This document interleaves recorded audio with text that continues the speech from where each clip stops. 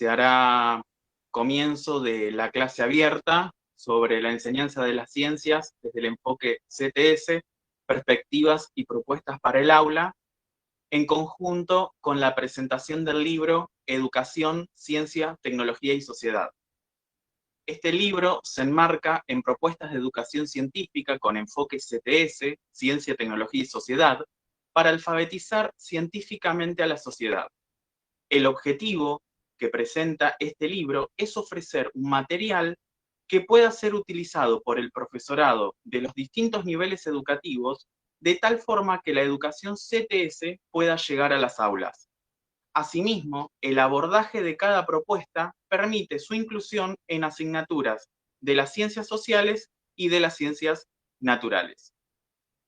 Me acompañan en esta clase abierta la doctora Silvia Porro, la licenciada Florencia Vázquez, la doctora Claudia Arango, la licenciada Rocío García Lázaro, la magíster Ludmila Cortizas, la licenciada Jimena Usquiza, la ingeniera María Eugenia Coma, la licenciada Romina Fernández Varela, la profesora Solange Castañeda y el estudiante de Ingeniería en Alimentos Juan Martín Ayoso.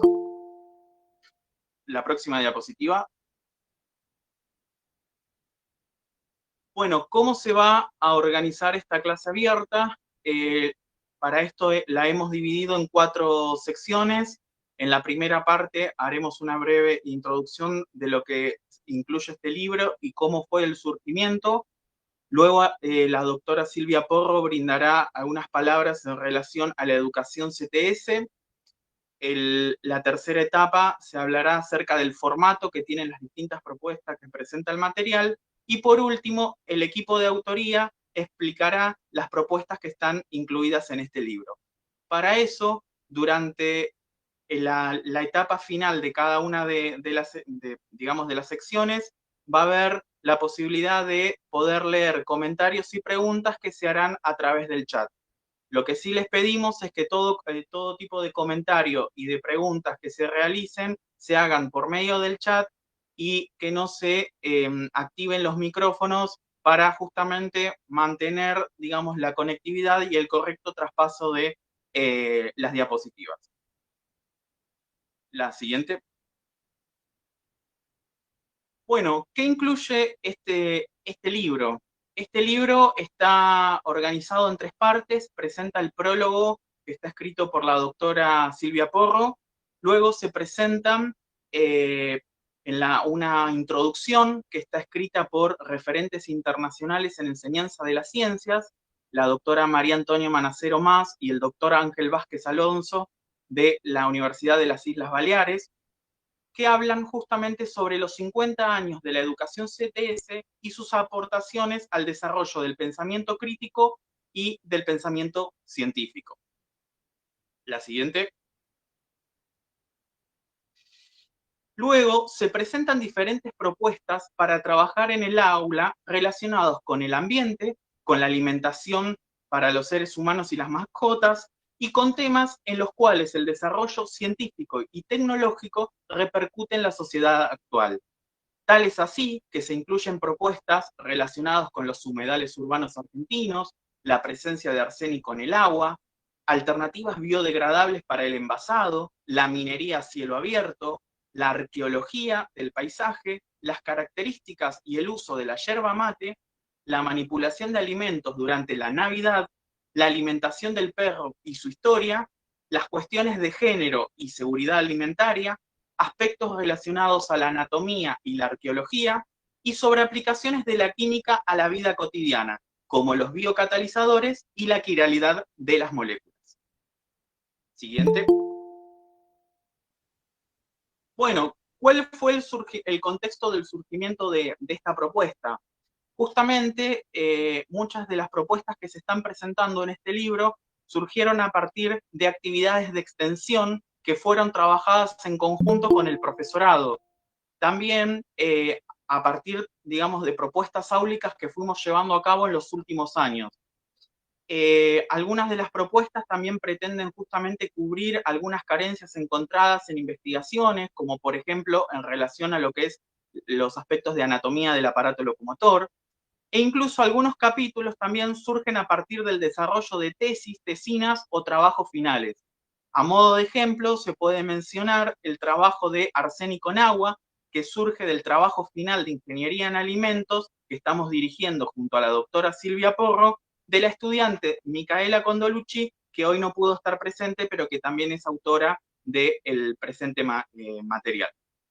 La siguiente.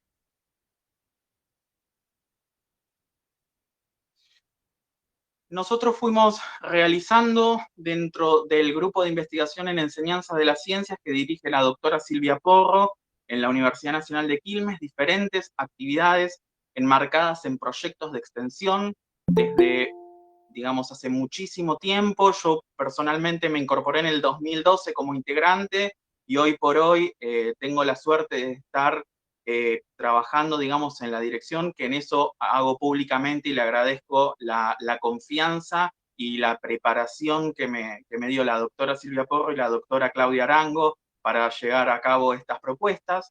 Y brevemente mencionarles que justamente en las actividades de extensión que nosotros llevamos a cabo, hacemos talleres en escuelas, hacemos investigación a partir también de algunos aspectos que se relacionan, como por ejemplo el uso del laboratorio, también trabajamos con diferentes escuelas agrarias y se llevaron a cabo también algunos trabajos finales, uno relacionado con hidroponía y otro que se está llevando ahora, que es justamente el desarrollo de tecnologías sustentables para la remoción de arsénico en agua, que está llevado a cabo por Micaela Condolucci.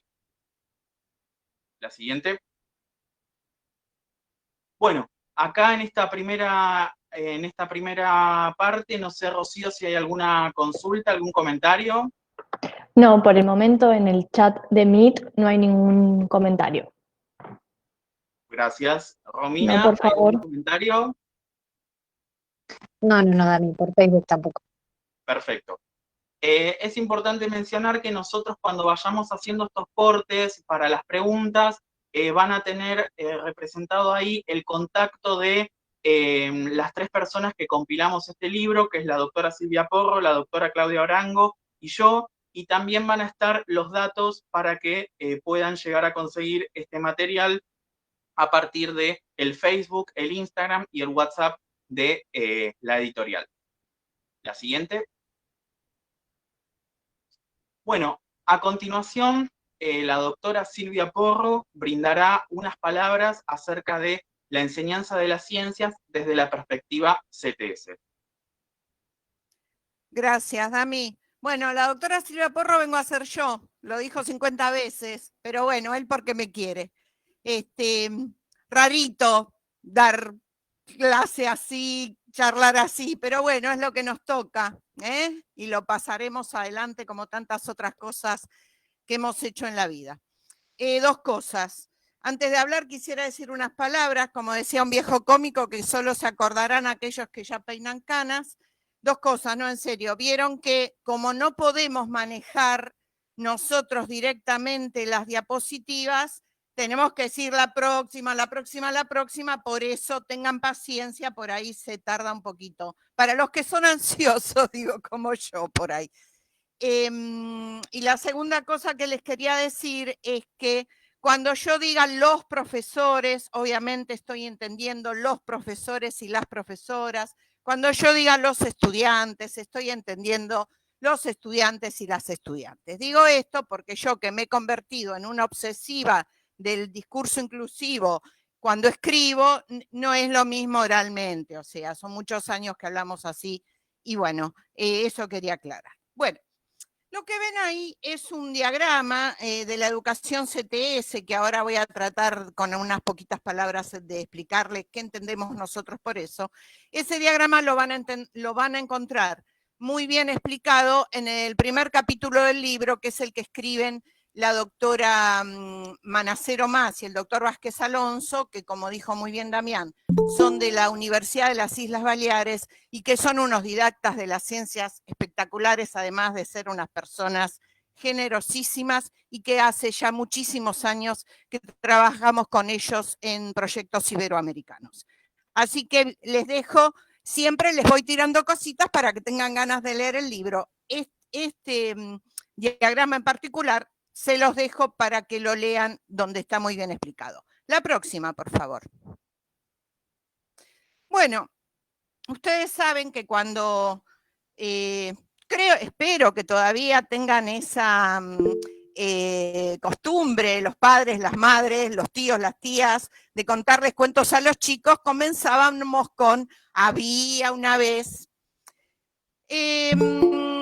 Todas las historias, inclusive las científicas, y sobre todo creo las científicas, pueden mirarse desde distintos ángulos. Entonces, siempre es arbitrario, no arbitrario negativamente, sino arbitrario en el sentido de que no tiene una sola dirección por donde uno elige contar las cosas. Para contarles un poco acerca del enfoque CTS, obviamente que es Ciencia, Tecnología y Sociedad, yo elegí empezar por esta señora que se llamó Raquel Carson, que fue una bióloga marina y conservacionista estadounidense, que en 1962 escribió un libro que se llama todavía se consigue, Primavera Silenciosa. Lo que ven a la derecha es la foto de Raquel Carson y el libro, la tapa del libro original en inglés, y del otro lado es en realidad un libro que también es muy interesante, que escribió otra gente sobre ella. Justamente la pluma contra el veneno es ella. La siguiente, por favor.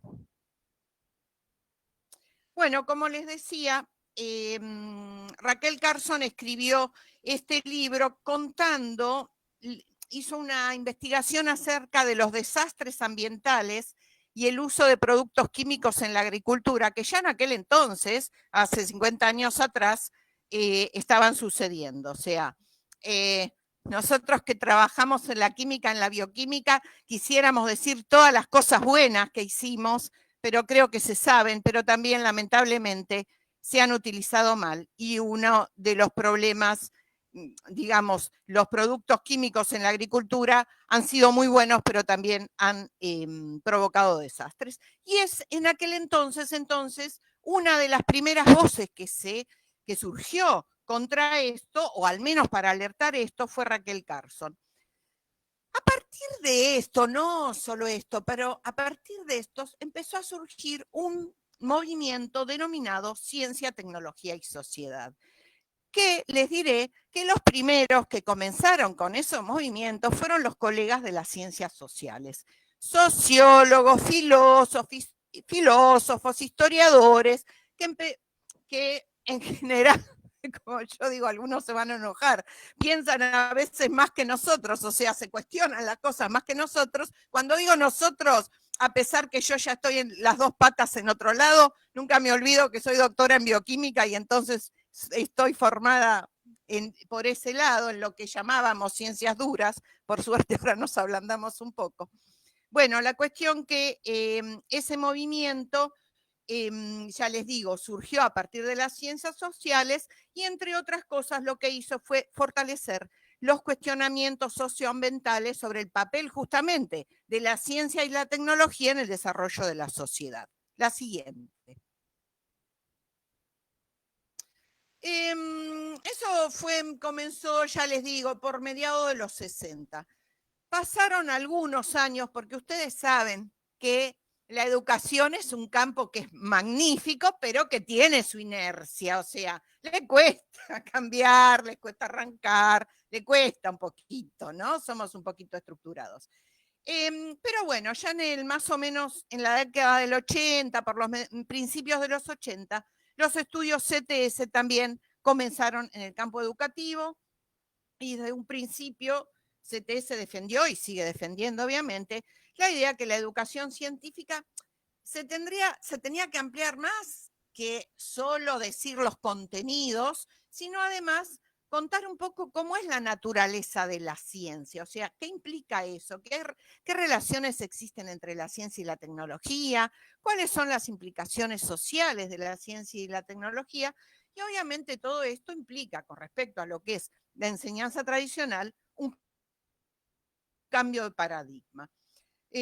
Tanto la visión entonces del enfoque, y esto les quiero aclarar. Ustedes van a encontrar paradigma CTS, movimiento CTS, enfoque CTS, perspectiva CTS, un montón de sinónimos, que es lo mismo, quiero decir. No se preocupen por eso. Bien, será porque yo en ese sentido no soy muy purista, la verdad les digo. Bien, cada uno tiene sus defectos. Digo que tanto la visión como los fines de la educación CTS conducen o deberían conducir a una transformación radical en la enseñanza de las ciencias. La siguiente. Un gran amigo mío, didacta de la química, entrañable persona que lamentablemente nos abandonó demasiado pronto hace unos años, el doctor Andoni Garris, un mexicano, decía que el enfoque CTS no es una forma especial de educación, no es como la educación ambiental, la educación para la salud, y sin desmerecer eso, esto significa que esto va más allá, que tampoco es una manera simplemente de ordenar los contenidos de un currículum, o sea, digo, yo pongo esto en el currículum, lo pongo allá, lo doy vuelta, le cambio un poquito el maquillaje, qué sé yo. No, no, no, no. El enfoque CTS tiene que ser una reforma educativa que implica un cambio de gran alcance. Y obviamente que ya lo dijo, creo, Damián, sobre todo nosotros estamos orientados a la educación inicial, no nos olvidemos de la educación inicial, lo que se llamaba el jardín de infante, cuando yo era chica y cuando mis chicos eran chicos.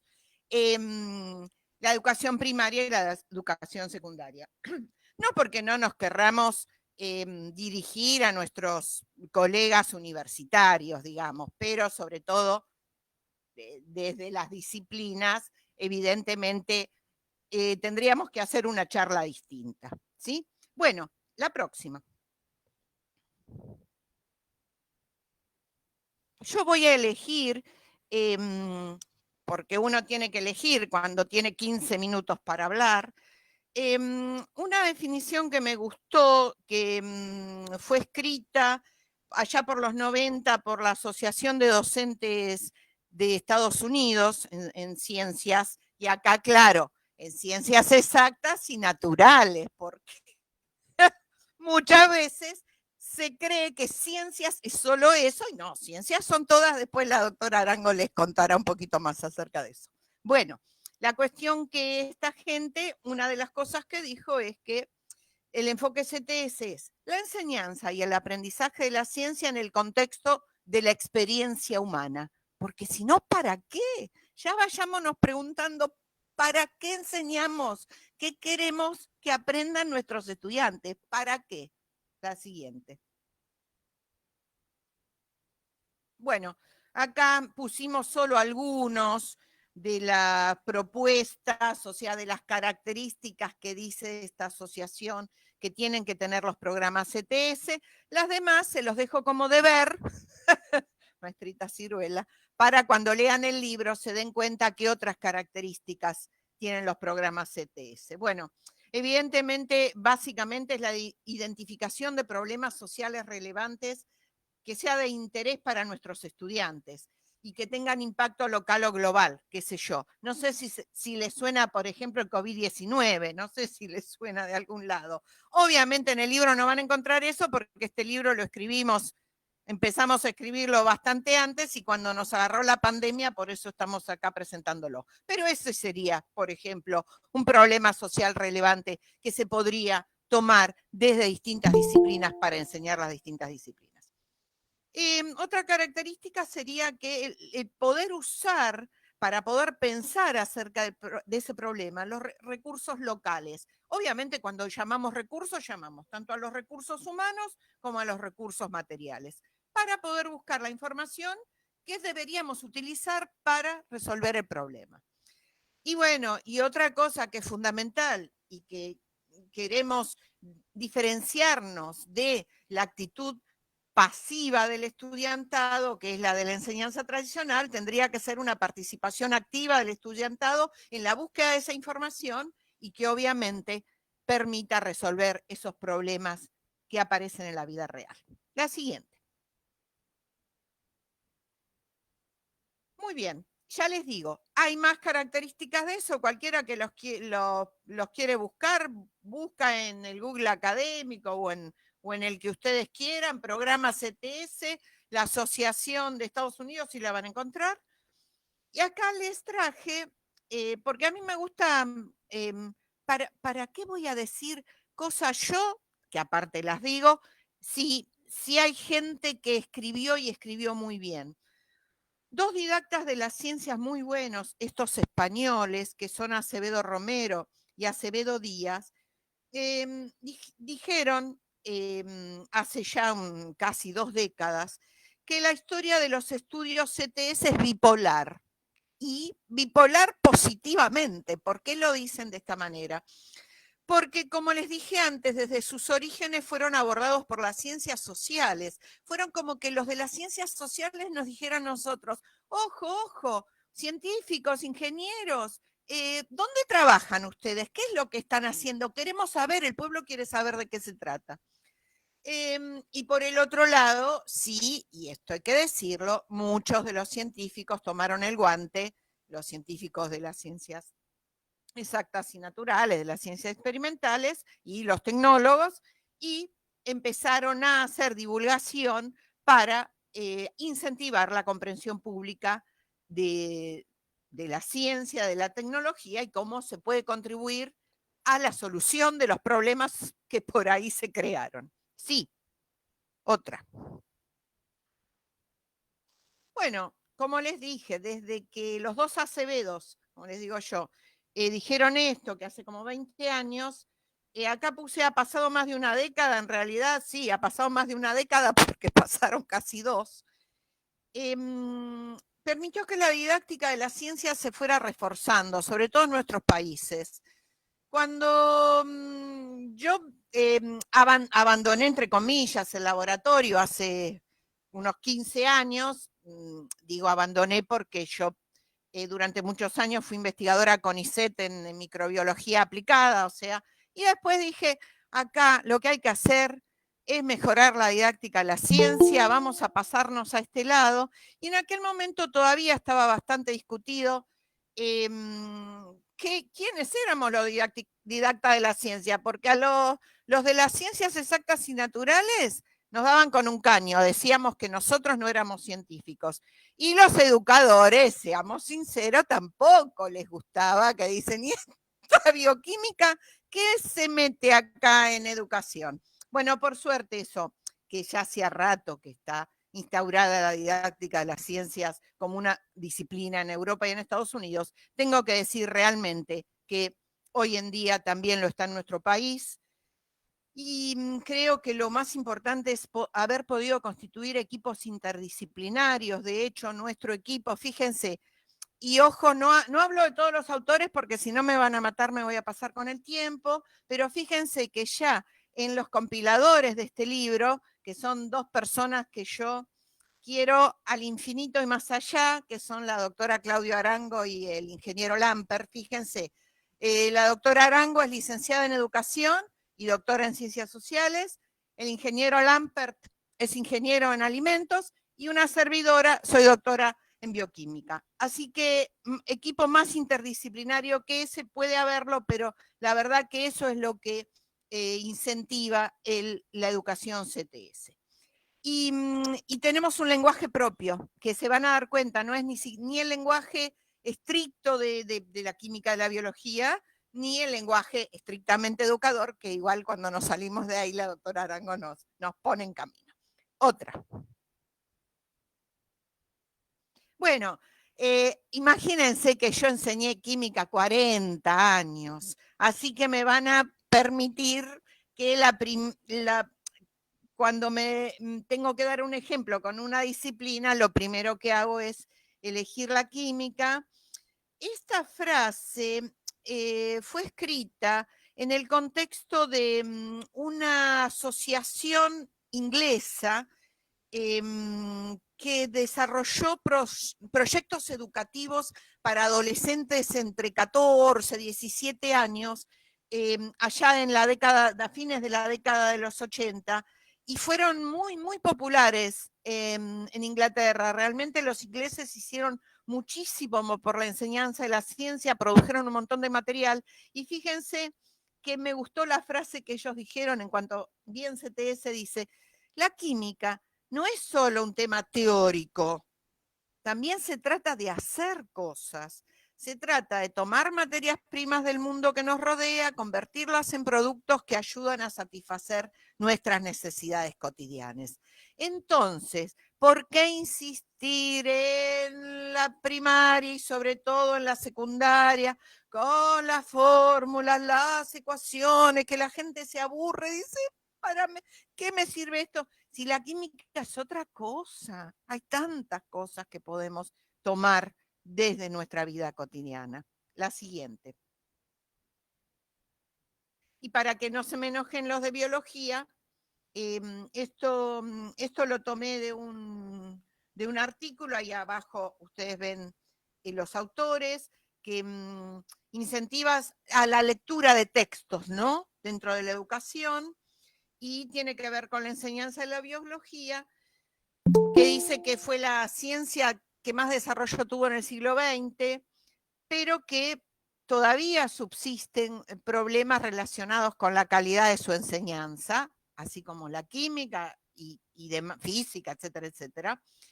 Y dice que la utilización de la lectura de textos CTS favorecen aprendizajes muy importantes de tipo actitudinal, procedimental, conceptual, para que los alumnos puedan desarrollar nuevas dinámicas, interacciones, construir sus saberes, estableciendo relaciones entre los que se piensa sobre el tema y sobre lo que el texto dice. O sea, es para reflexionar.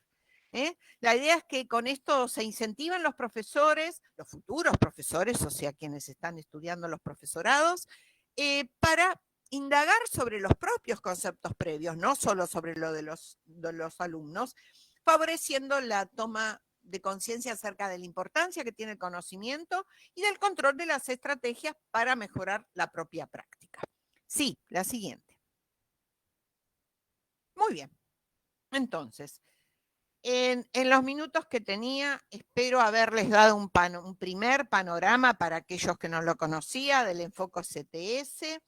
Repito que los conceptos disciplinares se estudian desde una perspectiva de su construcción, de cómo se construyen, de cómo se usan socialmente, vinculados a veces con la historia y la filosofía de la ciencia, para reflexionar acerca de los problemas sociales relacionados con el mundo natural y con el mundo tecnológico. Si es así, les puedo asegurar que este libro contribuye a la educación CTS. Y después de lo que lo hayan leído, me gustaría que me escribieran para ver si tuve razón o no. ¿Sí? La siguiente. Algunas consideraciones finales de parte mía, después van a escuchar cosas más interesantes. Bueno, entonces, creemos fervientemente que la educación CTS puede contribuir a que la enseñanza de las ciencias naturales resulte atractiva para los estudiantes que tengan ganas de estudiar química, bioquímica, física, ingeniería, todo eso. No es para genio, porque ninguno de nosotros es genio, perdón si alguno se creía que les rompí la ilusión. Sobre todo para los estudiantes de escuela primaria y secundaria, los que van a la universidad, bueno, bánquense, qué sé yo. Nosotros, no quiero mandarla al frente, hay una queridísima ex compañera mía de la facultad, que la veo ahí, Martita, te quiero, que nosotros hemos pasado cosas terribles en la universidad, terribles desde el punto de vista de la falta de respeto, de todo de memoria, que vaya a saber para qué. Así que bueno, en la universidad uno se banca las cosas y así crece. Me emociono. Bueno, entonces, para los docentes lo importante es que tienen que indagar, porque ustedes son los que están en el aula. Ustedes saben qué necesitan sus estudiantes. Nosotros solo con este libro les vamos a dar ideas. Indagar en su curso, qué les interesa a sus chicos, qué quieren saber, y ustedes son lo suficientemente profesionales y conocedores de los temas para ver los temas que ustedes tienen que dar, cómo los pueden relacionar con esos temas que quieren compartir. Y ahí van como quien no quiere la cosa, deslizando los contenidos. La próxima. Bueno, está claro que para que la educación CTS pueda llegar realmente a las aulas, los necesitamos a ustedes, a todos los docentes que todos los días están ahí con sus alumnos, ahora no frente al aula, salvo en las 3 provincias donde afortunadamente ya volvieron a las aulas, donde están junto con sus estudiantes. Para eso hay que seguir formando al profesorado. Yo dicto didáctica de las ciencias y muchas veces la mayoría de mis alumnos, diría mis alumnas, porque la mayoría son mujeres, me dicen, ay, profe, pero ¿sabes qué? En el profesorado yo esa cosa no la vi, no sé qué es, qué sé yo. Ojo, no se me ofenda a nadie, hay profesorados maravillosos, hay materias maravillosas, pero todavía falta mucho por trabajar y por cambiar esta mentalidad que tenemos. Y nosotros ya estamos exagenarios, pero yo confío mucho en la gente joven. Sí, la próxima. Vuelvo a Andoni Garritz, a mi amigo que nos dejó, mi amigo mexicano, que decía, emplear preguntas de fin abierto, no cerradas que tienen una sola respuesta. Que la respuesta no sea única, que simulen, que se refieran a problemas de interés, supervisar que esas respuestas, cuando se den, se puedan argumentar, se pueda analizar las consecuencias de las decisiones que uno propone, en base a riesgo, beneficio, costo, impacto. Nada, y en las discusiones finales que se den en el aula, imprescindible motivar la autoevaluación de cada uno y de paso hacer nuestra autoevaluación y la reformulación de las ideas a la luz de nuestras evidencias y nuestras experiencias. La próxima. Y con esto termino. Hace unos años ya escribí un capítulo cuando la Asociación Química Argentina cumplió 100 años, la que era la referente de la educación química en ese momento, la doctora Lidia Galagoski, una gran didacta de la química, me invitó a que escribiera un libro. Y digo, ¿y qué escribo? Y escribí un capítulo del libro. El libro se llama Química y Civilización, por si alguien lo quiere ver. Y el capítulo se llama Las mujeres y la química. Y yo lo terminaba con esto. Y ustedes, por favor, donde dice químicos y químicas, reemplácenlo por lo que sea, por lo que quieran. Biólogos, biólogas, bioquímicos, bioquímicas, físicos, físicas, lo que les guste. Yo decía esto, y sigo creyéndolo. Seguramente el lugar de las nuevas generaciones implica involucrar a las y los en el cuidado de los recursos naturales, las fuentes de agua potable, a librarnos de la contaminación, proveer suficiente alimentos y salud, y ahora agrego, desarrollar la vacuna que nos libre del COVID.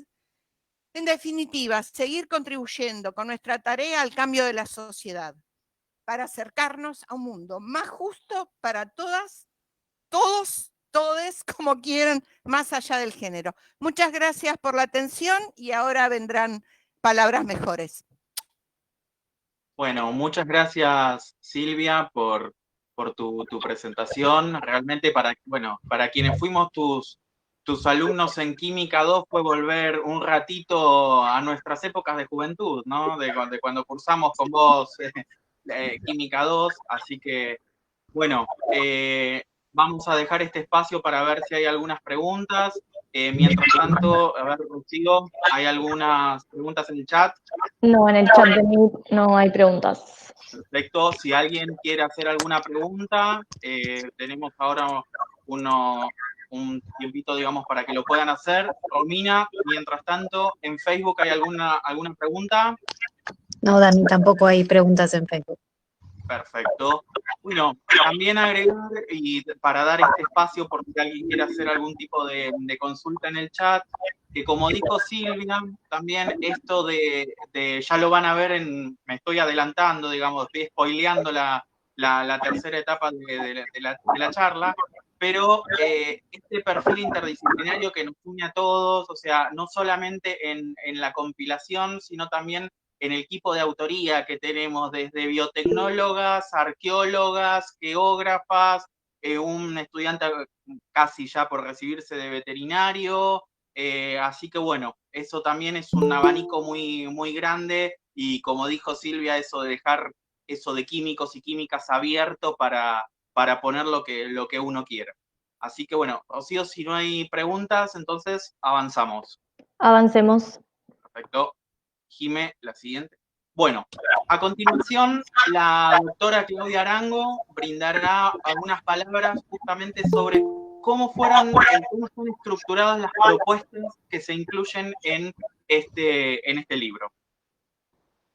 Bueno, hola, buenas tardes a todos y todas. Gracias por estar de ese lado, cada uno en su casa, brindándonos un poco del espacio personal. Y bueno, yo les vengo a contar que este libro, que es para docentes y para estudiantes de docentes, puede ser tanto trabajado en las aulas como en las aulas de secundaria, como en las aulas de los institutos de formación.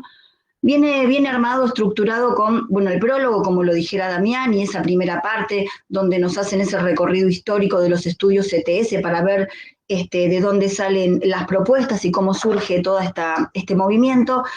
Y bueno, y la segunda parte es la que cuenta, donde se cuentan 12 propuestas, 12 sugerencias, 12 recursos. En ningún momento quiere ser una receta. En realidad, hoy los que trabajamos en educación sabemos que las recetas no existen, que lo que pudo funcionar en un salón no funciona en el otro, porque gracias a Dios somos todos y todas diferentes, y ahí en la diferencia es donde está la riqueza de una sociedad.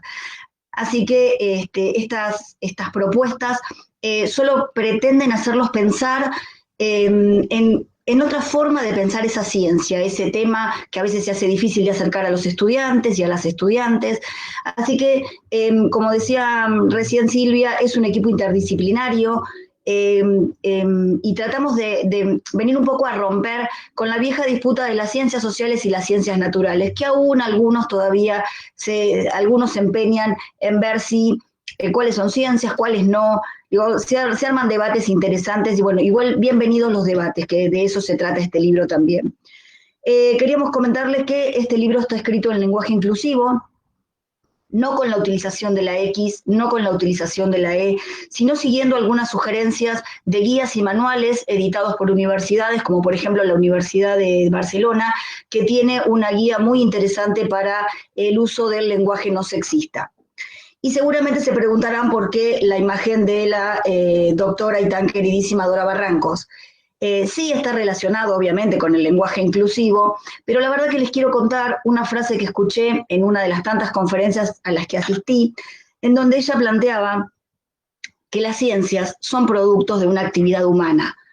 De hecho, salen de la cabeza de una persona que se sienta a pensar en diferentes disciplinas. Y esa persona, en realidad, como tal, haría que las ciencias sean sociales. Todas las ciencias son sociales porque salen de la cabeza de una persona. Entonces, bueno, no quiero que se enoje nadie de las ciencias duras o de las exactas y naturales, pero en realidad tenemos que pensar a las ciencias como eso, como el producto del pensamiento de los científicos y científicas que nos ponemos a trabajar en esto. La próxima, por favor. Bien. Ahí en la parte superior se encuentran con una imagen, con una frase más que sugerente. No piensa quién quiere, sino quién puede.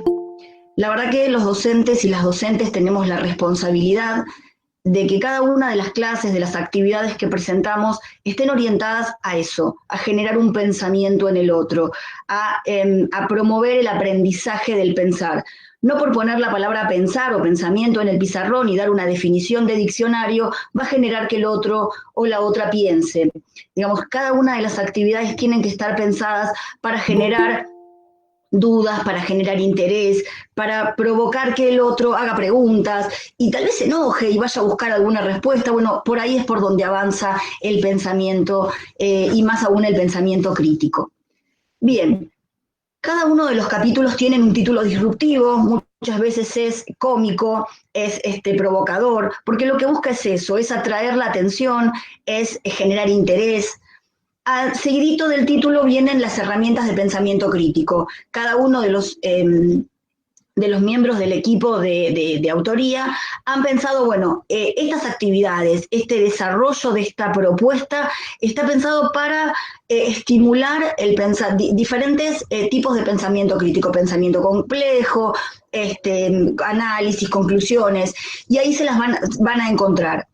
Luego viene una actividad introductoria que en realidad lo que busca es presentar una problemática, porque este movimiento CTS lo que nos plantea es abandonar el viejo paradigma de la educación, donde primero se daba la teoría y después dábamos ejercicios que se pudieran resolver con esa teoría, y en realidad trabajar con un paradigma mucho más, digamos, un paradigma superador, que propone generar una situación problemática, presentar un problema y decir, bueno, a ver, vamos a tratar de encontrarle una solución. En esta búsqueda de solución, cada uno va a tomar diferentes caminos, va a tomar diferentes iniciativas, va a recurrir a diferentes materiales. Muchos de esos caminos pueden ser erróneos, sí, para eso está la guía del docente, para tomar a ese error o esa equivocación en el rumbo como un aprendizaje, y no trabajar el error con esto de te lo marcaba en rojo y quedaba, como recuerdo que en algunos momentos los chicos los borraban para que no quedaran en el cuaderno. La verdad que realmente es una propuesta que plantea un cambio serio en la educación, como planteaba Silvia cuando nos decía una frase de Garritz hace unos momentos. Entonces, luego de introducirlos en la problemática y de generar la inquietud, viene la fundamentación de la propuesta, donde se ofrece no un único material de lectura, un único recorrido, sino se brindan las posibilidades para que los y las estudiantes busquen sus materiales. Obviamente el docente siempre ofrece una guía, un recurso, pero la posibilidad de la búsqueda y de no presentar un único material como el válido y el referente. Luego va a haber actividades que están relacionadas con los objetivos de la unidad, con esas, digamos, el desarrollo de esas habilidades del pensamiento crítico que se habían propuesto. Se van a encontrar que algunas de las prácticas experimentales tienen, algunas de las unidades o capítulos tienen prácticas experimentales donde están detallados los objetivos, los materiales, los procedimientos que requieren ese desarrollo. Y están las preguntas que guían la tarea. Esas preguntas casi que funcionan como hipótesis y como guías en el sendero para ir viendo por dónde caminar y por dónde buscar esta posible solución. También se ofrece después una extensa bibliografía, sobre todo para sostener esto que hablaba en el momento de hablarles de la fundamentación, que está relacionado con que no hay un único autor, no hay una única versión, ni una única resolución de la problemática. Así que, bueno, nuevamente repetirles, por si no quedó claro, que no son recetas, son propuestas, sugerencias, que invitan a pensar las ciencias, todas las ciencias, desde otra manera. La siguiente, por favor. Bien. Estas prácticas escolares dentro de este paradigma CTS, dentro de este modelo CTS, van a requerir de un profesorado que interpele el diseño curricular de manera flexible. ¿Qué quiere decir con esto? Por ejemplo, las disciplinas del nivel medio de la secundaria tienen un recorrido curricular propuesto por los que diagramaron el diseño curricular. En realidad, muchas veces como profesores nos encontramos ante la disyuntiva de decir, bueno, pero el contenido más interesante o la propuesta más interesante la tengo al final. Bárbaro, esto es lo flexible del diseño curricular. Vayamos al final, pongámoslo en el lugar donde nosotros consideramos, hagamos nuestro propio recorte, nuestra propia mirada flexible de ese diseño curricular. Además, este profesorado está pensado para que genere interés, para que tenga altas expectativas en su grupo de estudiantes. Los que estamos en educación nos viene a la cabeza el efecto Pigmalión o la profecía autocumplida. Digo, qué bueno que cada docente tenga las más altas expectativas de su alumnado para ofrecerle desafíos, para ofrecerle cuestiones creativas, para estar siempre pensando en una movilización, en una provocación que genere que el otro se entusiasme y que tenga ganas de hacer. Porque, bueno, estas cosas se aprenden, no vienen en la genética, no vienen en la célula, no traemos un chip, nadie nace vago, nadie nace súper estudioso, nos vamos haciendo en el devenir de la vida. Bueno, este docente también tiene que trabajar de manera colegiada, trabajar en equipo, reunirse. Hoy que tenemos la posibilidad de los grupos de WhatsApp, que a veces se usan para cosas no tan alentadoras, trabajarlos desde el punto de vista del trabajo colaborativo y hablar con docentes. Y tratar de que una temática sea abordada por diferentes disciplinas. Entonces, los estudiantes y las estudiantes van a darse cuenta que las ciencias no son compartimentos estancos, sino que se interrelacionan y que sirven para la vida, que sirven para vivir. Si pudiéramos hacer un recuento de la cantidad de reacciones químicas que nos han atravesado desde que nos levantamos, o de productos químicos que nos han atravesado desde que nos levantamos, la verdad que es muy loco seguir pensando que algunas ciencias están solo destinadas a unos cuantos locos de guardapolvo blanco que van a estar atrás de una mesa de laboratorio. Se espera que con estas prácticas, con esta forma de presentar el conocimiento y las ciencias, el estudiantado se vuelva activo, curioso. Si hay alguno ahí con el micrófono, eso. Que se vuelva activo, que se vuelva curioso, que se involucre en la gestión de la clase. Los estudiantes proponen materiales para leer y proponen temas para debatir en clase, se amplía la información, se aplica lo aprendido. Es muy importante que las docencias ofrezcan espacios o actividades donde se pueda aplicar eso que aprendimos, donde realmente diga, bueno, servía para esto. No hay nada más triste que un estudiante que se pregunte, ¿y para qué sirve lo que aprendo en la escuela? Eso realmente es un golpe, por lo menos para mí es un golpe al alma, que amo la enseñanza. Y bueno, por supuesto, genera también el desarrollo del pensamiento crítico, que es por donde venimos hablando. La próxima, por favor. Bien, entonces, este trabajo en este modelo CTS, en este paradigma CTS, pretende salir del paradigma de los saberes, donde lo más importante era cuánto se sabía y cuánto ese docente o esa docente enseñaba, y en realidad pasarnos para el lado de las competencias. Van a leer diferentes autores, llámenle competencias, llámenle habilidades, en ese sentido es muy amplio. En palabras de Inés Aguerrondo, vendría a ser un saber hacer con saber y con conciencia. Entonces, dentro de esas habilidades, dentro de esas competencias que cada una de las actividades que uno como docente propone debería existir, es obviamente la comprensión lectora, poder entender y comprender el mensaje de lo que se lee, fundamental la expresión escrita. Son cosas que, como andar en bicicleta, vieron que se aprende arriba de la bici. Bueno, a leer y a escribir se aprende leyendo y escribiendo, y entregándole esa producción a las docencias, y que devuelvan esa producción con correcciones, con nuevas preguntas, con nuevos desafíos que hacen que ese estudiantado se involucre. Por supuesto, también hay que trabajar sobre la resolución de situaciones problemáticas, sobre fomentar la imaginación y la creatividad, dejar que busquen y armen sus propios recorridos y caminos, y que los puedan fundamentar, y tal vez en esa fundamentación tengan para aprender ellos un montón de cosas. Nosotros seguramente como docencias tendremos un montón de cosas por aprender, caminos que son nuevos y que no se nos hubieran ocurrido si no hubiéramos escuchado esas respuestas. También es importante permitir y provocar que se analice el entorno social y comportarse éticamente, tratar de convivir, de poder convivir con ese otro que piensa diferente, porque es muy sencillo convivir con los que piensan como nosotros, donde decimos todo que sí y estamos como todos de acuerdo. Lo difícil a veces es enseñar a convivir con el otro que piensa diferente, y bienvenido sea el que piensa diferente, que nos permitamos escuchar y que enseñemos a escuchar y a hablar y a respetarse. Esas cosas tienen que suceder en la escuela. Para eso, el profesorado tiene que estar atento a situaciones que se generan dentro del aula. Una autora que leía ya hace un tiempo hablaba de sobrevolar el aula, estar como muy atento de las cuestiones que se van dando en el interior del salón para poder atender a eso y que no quede como nada, es una práctica común. Ayudarles a que ejerciten la recepción crítica de los medios de comunicación, vulgarmente que no compren todo lo que leen. Por supuesto, a planear, trabajar y decidir en grupo.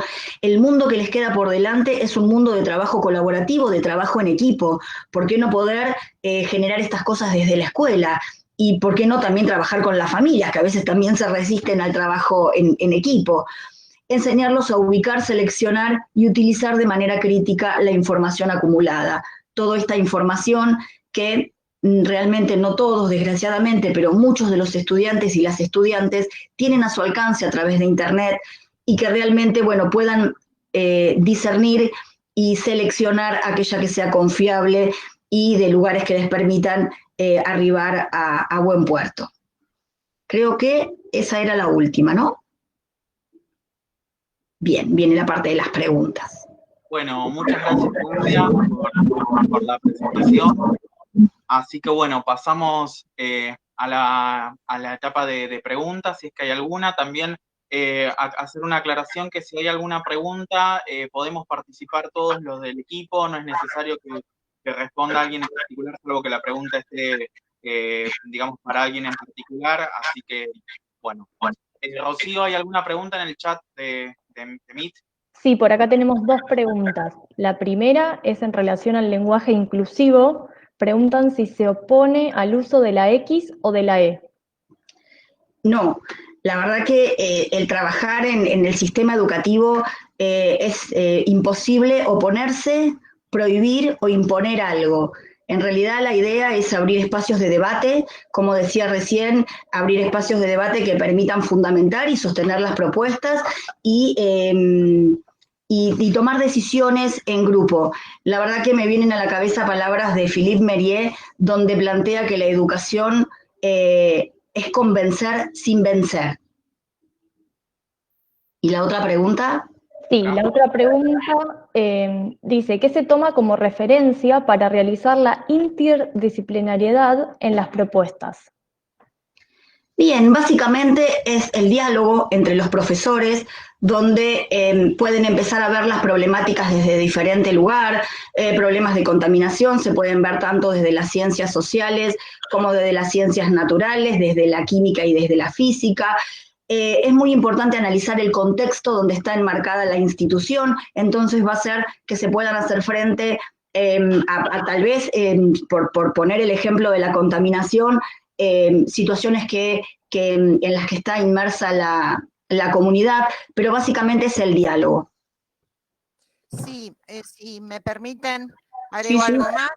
Obviamente, este libro es interdisciplinario ya desde su concepción, porque como lo dijo bien Damián al principio, intervinimos profesionales formados en diferentes disciplinas, y como acaba de decir Claudia, la idea es que, además de que queremos proponerles este material para que puedan llevar al aula a ustedes, está claro que así como van a seleccionar cuál de todos los materiales sirve para la materia de ustedes, también van a poder pensar a qué docentes de compañeros de ustedes, compañeras de otras escuelas, de la misma escuela, de otras materias, van a involucrar para sentarse a ver, vamos a tomar este tema, yo voy a dar en química, voy a dar esto, vos en biología, ¿qué podés dar? Esta es como lo pensamos. Incluso también ahí, agregando lo que decía Silvia del diálogo, justamente también, lo que decía, perdón, Claudia y Silvia también en relación al diálogo, es que justamente ahora después van a ver cuando se presenten las diferentes propuestas que quizás llama mucho la atención, digamos, desde, a ver, mirá, acá está presentando un problema con alimentos que está trabajando desde Ciencias de la Tierra, por ejemplo, ¿no?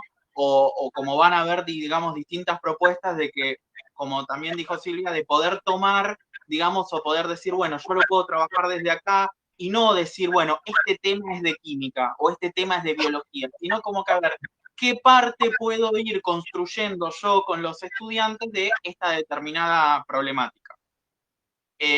Romina, ¿hay alguna pregunta por Facebook? No, Dami, por Facebook no. Perfecto. Bueno, si no hay ninguna otra pregunta, continuamos con la tercera etapa.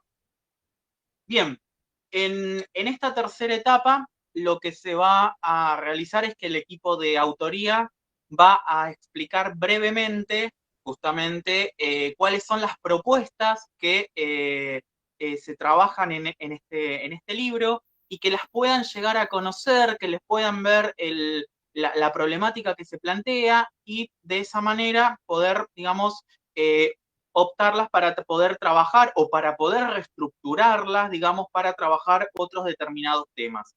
Vamos a comenzar con diferentes tipos de propuestas que van a pasar desde humedales hasta terminar, por ejemplo, con la manipulación de alimentos en la Navidad.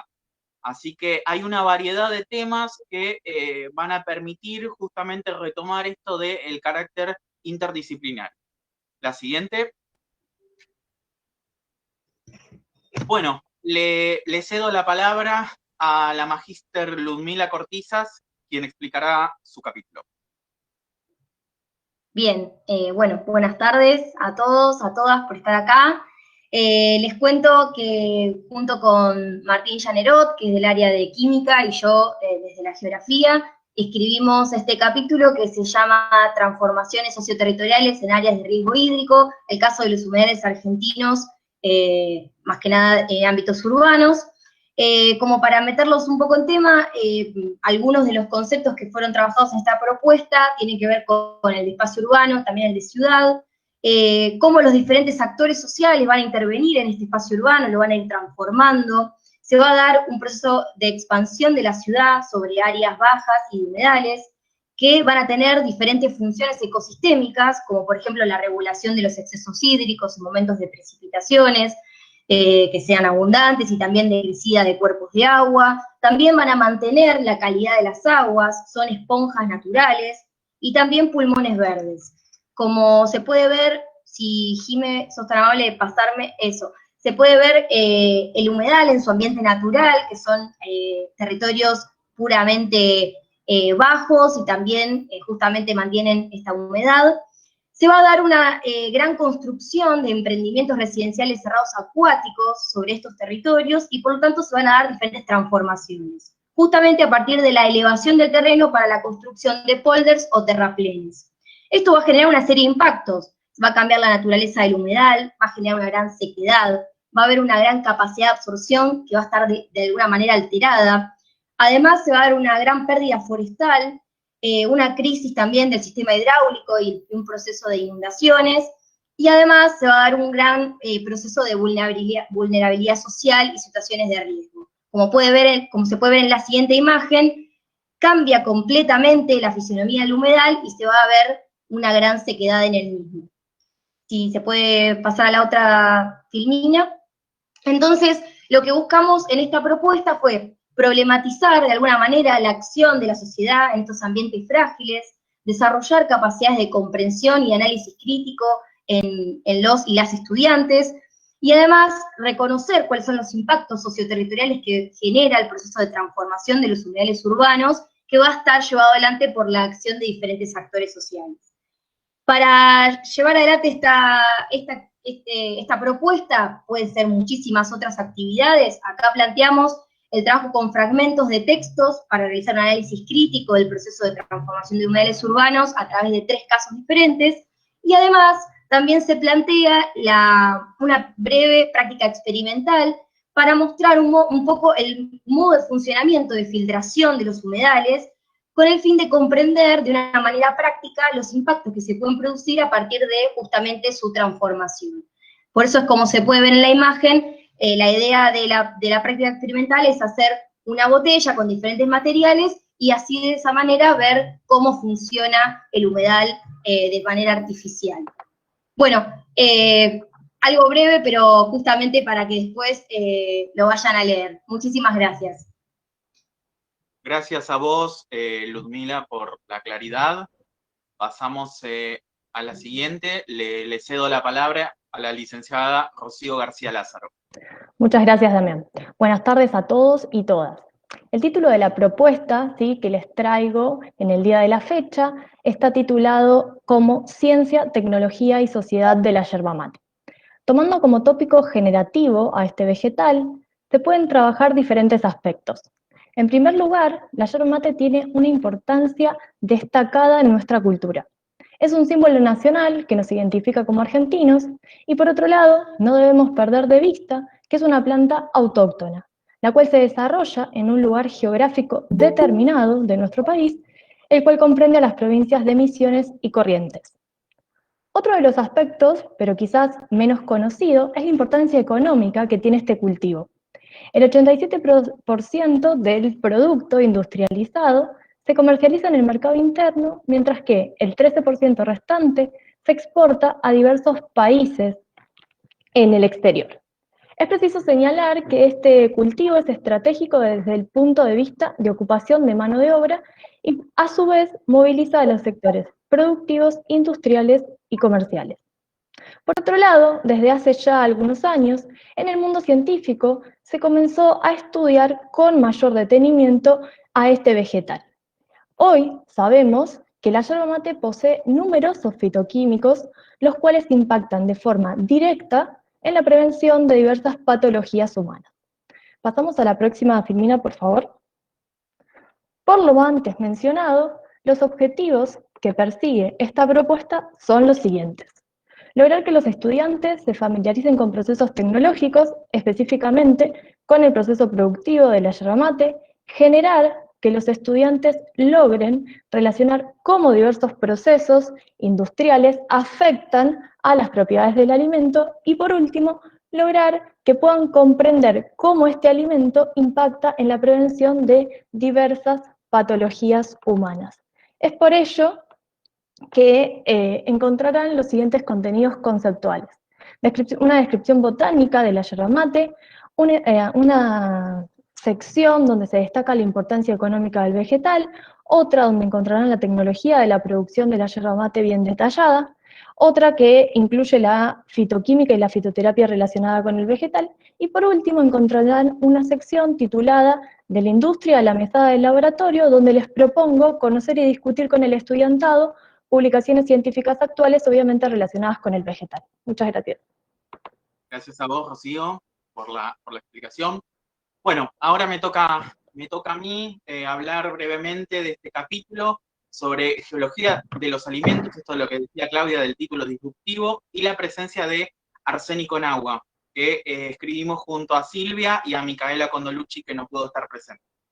En el 2018, la Red de Seguridad Alimentaria del CONICET presentó un informe sobre la problemática de la presencia del arsénico en agua, y uno de los puntos establecidos en el resumen es justamente informar sobre esta problemática. Por tal motivo, lo que pretende esta propuesta es que el estudiantado pueda desarrollar habilidades de pensamiento crítico como la creatividad y la resolución de problemas y toma de decisiones a partir del abordaje de la contaminación del agua.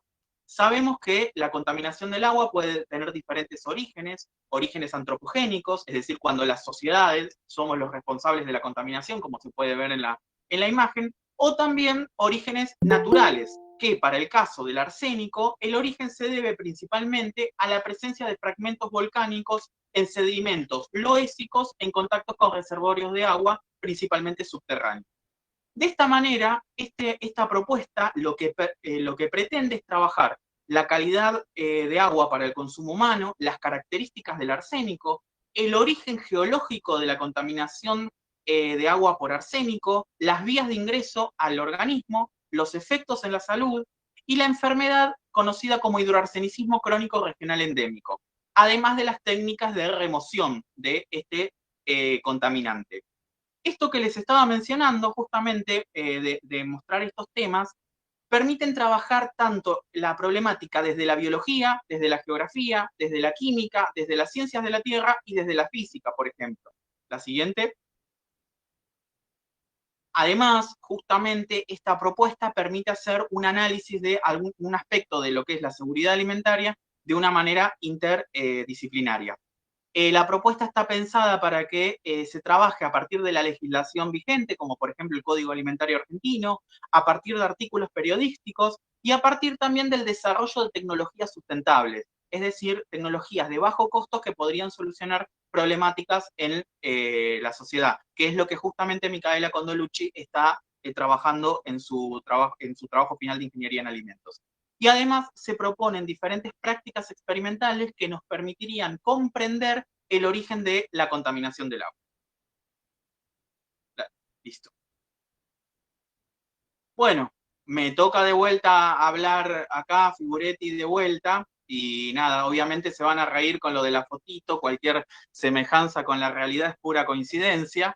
Este capítulo justamente lo que pretende es trabajar un poco la historia evolutiva del perro y la relación entre los humanos y el animal y cómo esto influye en la alimentación.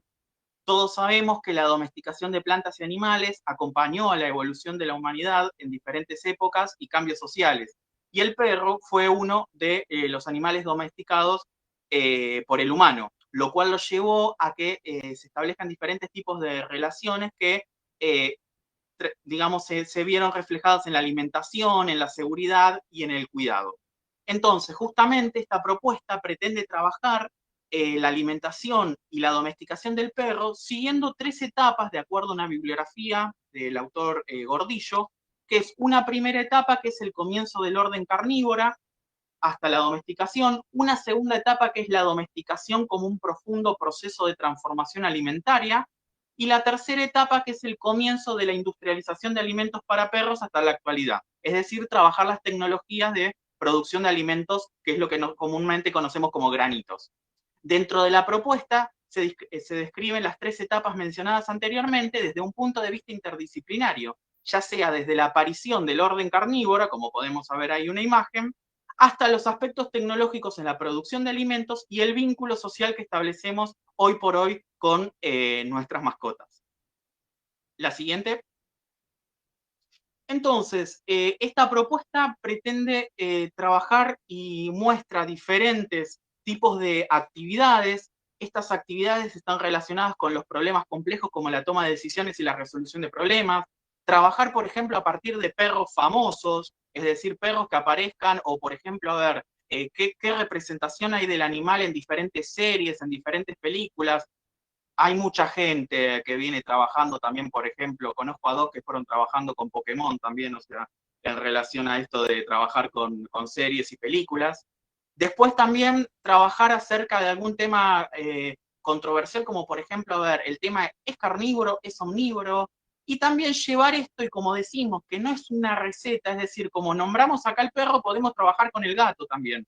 Y se menciona una práctica experimental relacionada con aspectos de microbiología sobre el cultivo justamente de hacer un tipo de crecimiento microbiano. Muchas gracias. Bueno, ahora le cedo la palabra a la licenciada Romina Fernández Varela. Buenas tardes a todos los participantes. El capítulo que escribimos junto a Elizabeth Leukovic lo denominamos Biocatalizadores en Acción.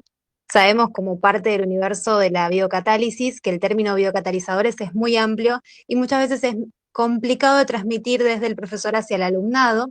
Es por ello que hicimos este capítulo de una manera amigable, pero sin dejar de lado el vocabulario más técnico. La idea fue, más allá de llenar a los estudiantes con distintas definiciones que pueden leer en cualquier lado, sino que más que nada fue transmitirles que podemos encontrar biocatalizadores en todos lados, en microorganismos, en plantas, en animales, en cualquier sistema biológico, por eso lo llamamos bio, y que hoy en día son actores fundamentales de muchos sectores, como la industria, la salud, la parte alimenticia o el medio ambiente. Si me pasás, por favor, Jimé, la próxima filmina. ¿Otra más? Bien. Por último, quería mencionarles un poco sobre la actividad experimental.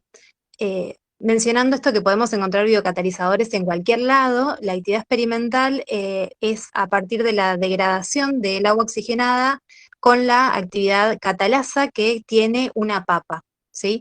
Los materiales que utilizamos son materiales muy económicos, como papa, agua oxigenada y tubos de ensayo, y aparte no presentan riesgo alguno para los participantes de la actividad. Por lo tanto, esto de llevar el laboratorio hacia el aula, que para los profesores es muy importante, con esta actividad de donde se pueden desprender otras más, utilizando otro tipo de verduras, por ejemplo, nos ayuda a hacer el laboratorio en el aula sin la necesidad de tener un lugar específico ni materiales específicos para lograrlo.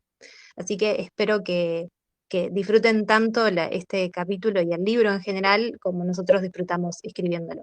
Muchas gracias. Muchas gracias a vos, Romy, por la propuesta. Bueno, a continuación le cedo la palabra a la ingeniera María Eugenia Coma. Bueno, gracias, Damián. Buenas tardes a todos y a todas.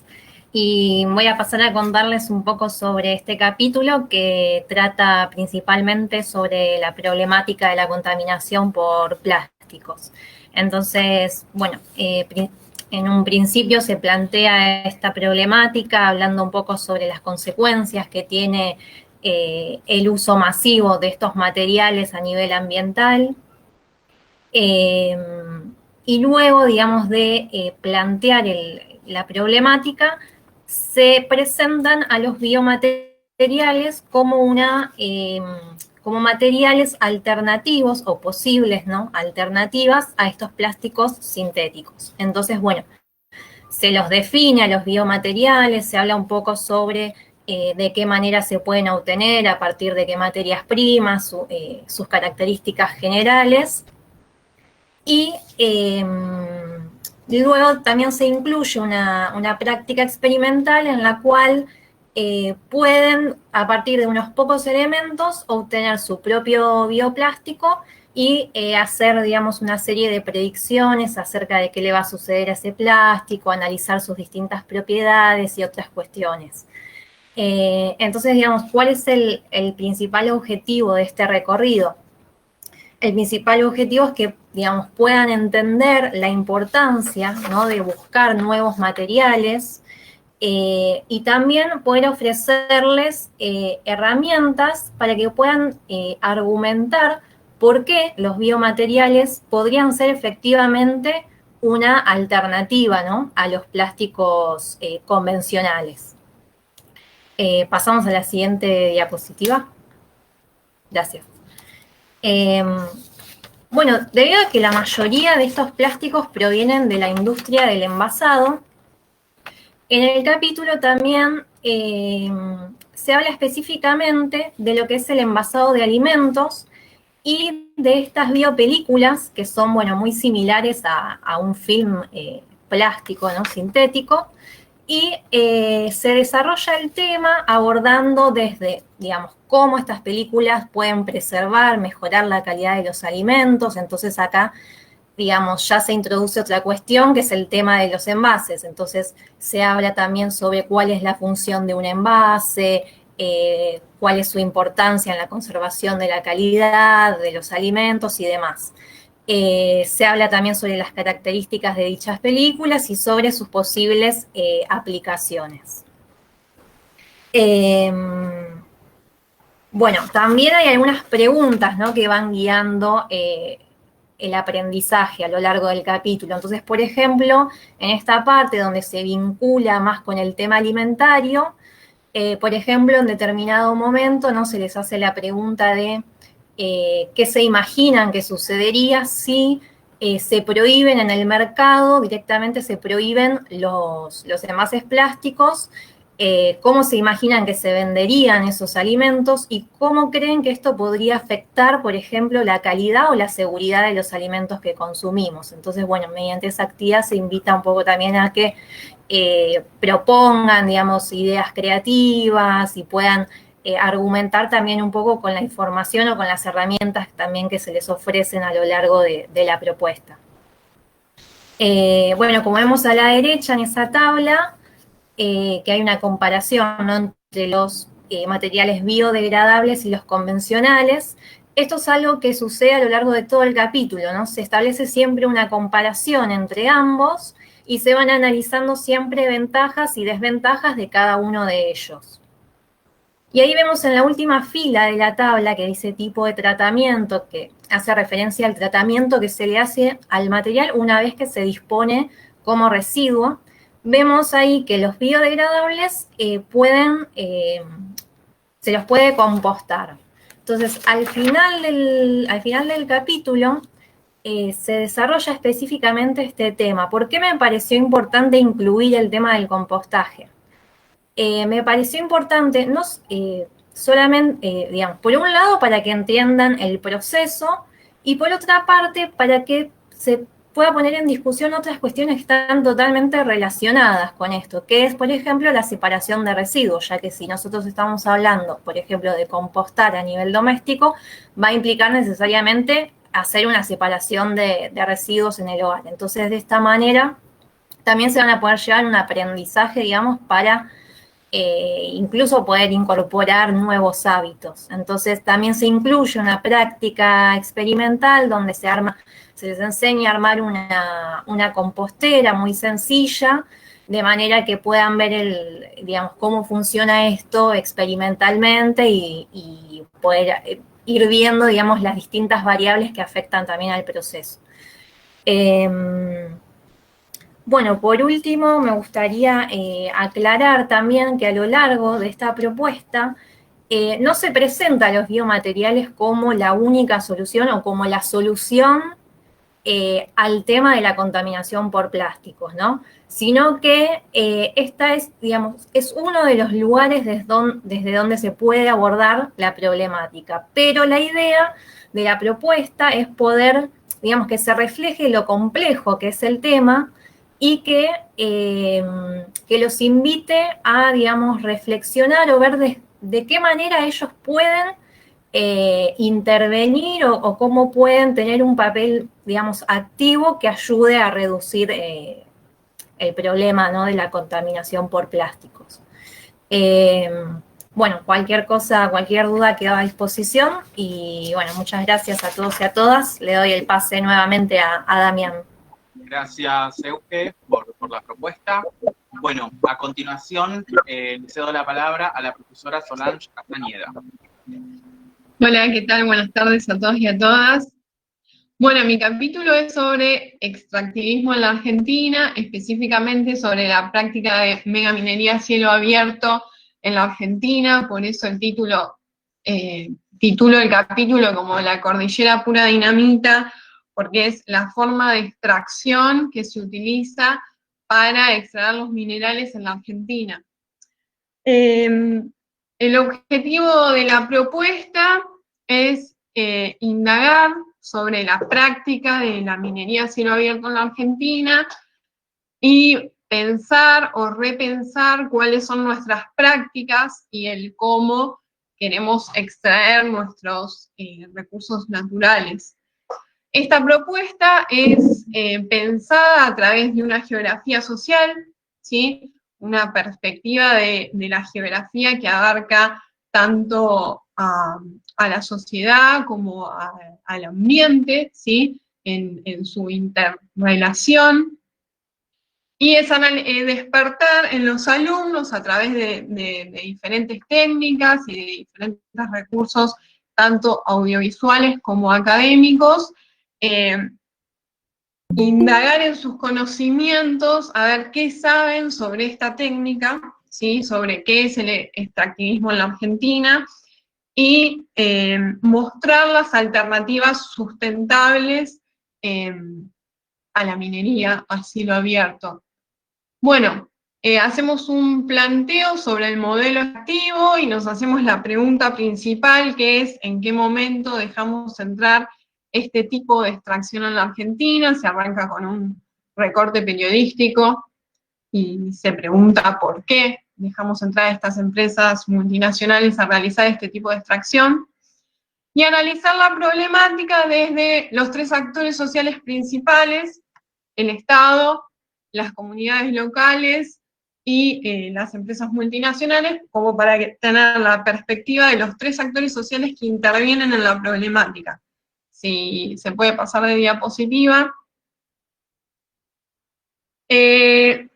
La actividad principal que se le plantea a los alumnos es tomar posicionamiento ante el extractivismo en la Argentina, o específicamente sobre la megaminería.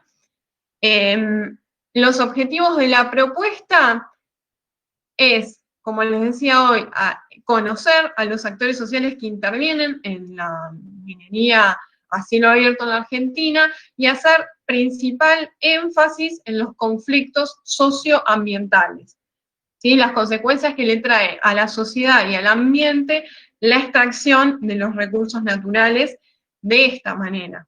Lo que sí quiero aclarar es que se les muestra a los alumnos y a las alumnas una alternativa sustentable de extracción de los minerales y siempre aclarando que necesitamos de los minerales para cuestiones tecnológicas, para autos, ventanas, cableado eléctrico, pero siempre pensando en la alternativa sustentable y no este extractivismo a gran escala para la exportación. Por eso se toma el ejemplo del oro, ¿sí? De por qué extraemos oro, de qué nos beneficiaría y qué no. Por eso presentamos tanto el Código Minero de la Argentina, ¿sí? Como la alternativa sustentable, como la idea principal que es posicionarnos en cómo sufren las comunidades locales este tipo de extracción. Y bueno, el objetivo principal es que mediante las diferentes actividades los estudiantes estén en diálogo con el docente y sus compañeros, ¿sí? Y que tomen posicionamiento sobre qué tipo de extractivismo queremos en la Argentina, ¿sí? Y también conocer la problemática desde cerca. Bueno, muchas gracias por escucharnos. Gracias a vos, Sol, por la propuesta. Bueno, a continuación le cedo la palabra a la licenciada Jimena Uzquiza. Gracias, Damián. Bueno, buenas tardes, yo soy Jimena y estuve encargada de armar este capítulo sobre anatomía y arqueología. Y les quiero contar que tuve la oportunidad de trabajar en el proyecto arqueológico Quilmes y colaborar desde mi parte de biotecnóloga con estudios genéticos. En ese momento estuvimos trabajando con restos óseos humanos de aproximadamente 200 años de antigüedad, tomados en la manzana histórica de Quilmes, y combinamos, ¿no?, la arqueología y la biotecnología, y desde mi rol como docente de biología y teniendo la oportunidad de tener un esqueleto en la escuela en la que yo me estaba desarrollando, vi como la oportunidad de trabajar estas técnicas arqueológicas que las veía, que veía que iba a motivar mucho a los chicos para trabajar el aparato locomotor. Y ahí arrancó un poco mi lucha, tal vez cuerpo a cuerpo, con el diseño curricular, y me puse a buscar y encontré que no estaba en ningún lugar explícitamente el aparato locomotor como una temática importante en los diseños curriculares. Pero así como no está, también podemos encontrar cómo incluirlo en nuestras prácticas. Entonces, acá les comento lo que yo encontré. Obviamente, seguro alguno puede enganchar algún otro tema para poner a este pobre esqueleto que está esperando la buena voluntad para incluirlo. Desde el lado del diseño curricular de primer año podemos hablar de vertebrados e invertebrados, desde el cuerpo humano como punto, ¿no? Desde el cuerpo humano, por otra parte, como una integración de sistemas. En segundo año podemos hablar desde biología, la evolución, este concepto de anatomía comparada. Y en tercer y en cuarto año, si bien ya se ven sistemas particulares, el sistema óseo no es contemplado, pero la importancia de los órganos de estos sistemas puede llevarnos a esta temática del aparato locomotor, ya que su estructura y su funcionamiento protege varios de estos órganos. Entonces, desde ese lado podemos articular este tipo de actividades. Esperen que Jimena pasa diapositiva, por favor. Ahí estamos. Lo que se pretende en este capítulo es trabajar con ejemplos muy básicos donde hay diferencias importantes entre el esqueleto del hombre y de la mujer para poder determinar el sexo. Se puede determinar también la edad, se puede trabajar con la clasificación de los huesos y siempre desde visualizar un trabajo en equipo, colaborativo, favoreciendo, ¿no?, el proceso crítico, el análisis entre pares, y esto puede surgir o servir en realidad como disparador para articular con otros temas, por ejemplo, atravesarlo desde la ESI, no es lo mismo hablar de sexo que hablar de género. En lo personal, yo tuve la oportunidad de hacer esta práctica con los chicos y muchas veces surgía, bueno, es de sexo femenino. Bueno, no. ¿Por qué no es lo mismo que digas mujer que digas femenino? Y se armaron debates increíbles. Por otra parte, desde el lado de Quilmes, no solo como en la universidad, sino como en el colegio, y varios de los docentes que están acá también son de Quilmes, relacionarlos desde la parte histórica de nuestra ciudad, desde la parte geográfica, de todo lo que es el viaje de los Quilmes desde Tucumán hasta acá. Puede surgir un proyecto multidisciplinario muy interesante y que la verdad a los chicos les parece muy entretenido, ya que tienen que analizar cráneo, pelvis, huesos largos, ¿no? Con lo que tengamos disponible. Y lo que quiero remarcar es que no es que este capítulo se pueda hacer solamente si tengo un esqueleto en la escuela, lo cual no siempre es posible, sino que podemos trabajar con imágenes. En el mismo capítulo se cita bibliografía de dónde poder tomar imágenes interesantes para hacer estos análisis. Se puede trabajar con videoclips donde aparezcan obviamente esqueletos. Se puede trabajar con películas, ¿no? Y nos volvemos un poco entre arqueólogos y peritos y se generan debates muy interesantes con los chicos. Así que los invito a leerlos y espero que les haya gustado esta pequeña introducción. Gracias. Gracias a vos, Jimena, por la propuesta. A continuación, le cedo la palabra a la licenciada Florencia Vázquez. Hola, buenas tardes a todos. Bueno, el capítulo que yo escribí de mi autoría se titula Uso antrópico de los paisajes, la relación seres humanos, medio ambiente desde una mirada arqueológica. La propuesta básicamente pretende que los estudiantes y las estudiantas puedan llegar a comprender cómo fue el impacto de las sociedades sobre el ambiente a lo largo de la historia, y que puedan trasladar y aplicar de manera práctica esos contenidos al contexto actual donde se insertan desde su propia individualidad, es decir, no sé, desde su casa, su barrio o su localidad. A lo largo de los procesos históricos de ocupación de distintos ambientes, los seres humanos comenzaron a modificar cada vez más esos lugares que ocupaban. En el capítulo, cuando lo puedan leer, van a ver que se plantea como un recorrido desde lo que fue la etapa paleolítica, en donde la economía era básicamente extractiva y el ser humano no generaba una modificación, digamos, considerable del ambiente, hasta el neolítico, que es la etapa donde comienza la producción de alimentos, tanto la agricultura como la ganadería, y acá sí hay una modificación, digamos, mucho mayor del paisaje con la incorporación de corrales, la construcción de ciudades. Entonces, bueno, a ver, cada vez se va generando, ¿no?, una antropización tan grande del paisaje que difícilmente podríamos identificar hoy en día en muchos lugares de nuestro país, lugares donde no haya, por ejemplo, no sé, la construcción de un camino, un edificio. Posiblemente se nos dificulte mucho imaginar encontrar un paisaje, digamos, con sus elementos geológicos o naturales originales. Siguiente, por favor, Jimé. A modo de ejemplificar, van a ver una imagen en donde se ve como una especie de perfil, en donde también, tomando Quilmes como caso de estudio, uno puede ver la evolución de ese paisaje desde los momentos prehispánicos, donde obviamente se va a ver ahí en el horizonte, digamos, una ocupación prácticamente, o una antropización prácticamente nula, hasta, digamos, los tiempos modernos, ¿no? Y cómo Quilmes fue creciendo, no solamente en cuanto a lo que es, digamos, la incorporación de cada vez más elementos, como caminos, autopistas, las distintas localidades que se fueron fundando, sino también que esta antropización permitió ocupar espacios que inicialmente no podían ocuparse, como por ejemplo la zona inundable de un bañado. La propuesta pedagógica de este capítulo implica la elaboración de una reconstrucción de los paisajes originales de la zona donde se emplaza la escuela o la casa de cada alumno o alumna. Abordar este tema desde una perspectiva arqueológica le va a permitir a los alumnos y alumnas el aprendizaje y la utilización de recursos variados, como uso de mapas, fuentes históricas, fotografías antiguas, cartas topográficas, imágenes satelitales o incluso entrevistas con familiares que le puedan, digamos, permitir acercarse a esos paisajes originales.